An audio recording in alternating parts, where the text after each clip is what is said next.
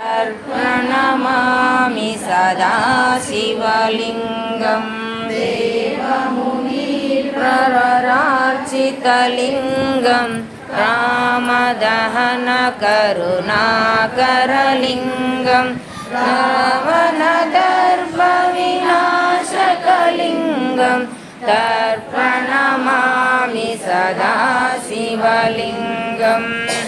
ध्रुवसुगन्धसुलेपितलिङ्गं बुद्धिविवर्धनकारणलिङ्गं सिद्धसुरासुरवन्दितलिङ्गं तत्प्रणमामि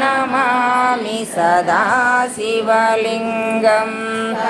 गमहामणिभूषितलिङ्गं फणिपरिवेष्टितशोभितलिङ्गं दक्षसुयज्ञविनाशकलिङ्गं तत्प्रणमामि सदा शिवलिङ्गं कुमचन्दनशोभितलिङ्गं पङ्कजहारसुशोभितलिङ्गं सञ्चितपापविनाशकलिङ्गं तत्प्रणमामि सदा शिवलिङ्गं देवमुनिर्चितसेवितलिङ्गं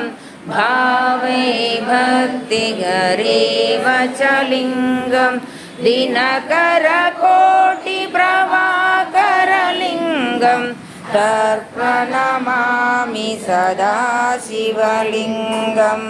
अष्टदलोपरिवेष्टितलिङ्गं सर्वसमुद्भवकारणलिङ्गम् अष्टदरिद्रविनाशकलिङ्गं तत्प्रणमामि सदा शिवलिङ्गं गुरुसुरवरपूजितलिङ्गं सुरवरपुष्पसदार्चितलिङ्गं परमपदं परमात्मकलिङ्गं तत्प्रणमामि सदा शिवलिङ्गम्।